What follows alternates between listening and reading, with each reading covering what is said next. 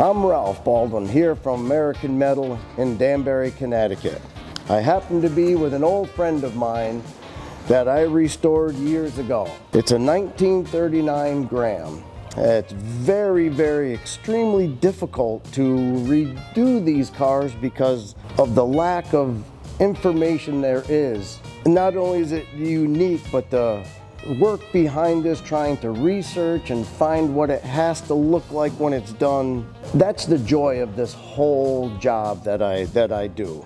Now, the frustrating part is when I get these cars and they've already been taken apart and they're missing the original parts or rotted.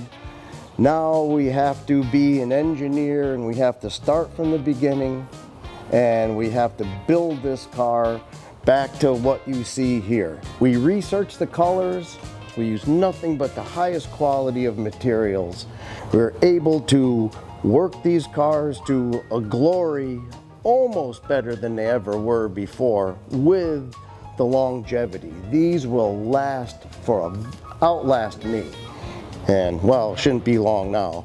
Imagine this, in 1939 we have a square headlight. It's just so cool. All this is just such Art Deco of the time.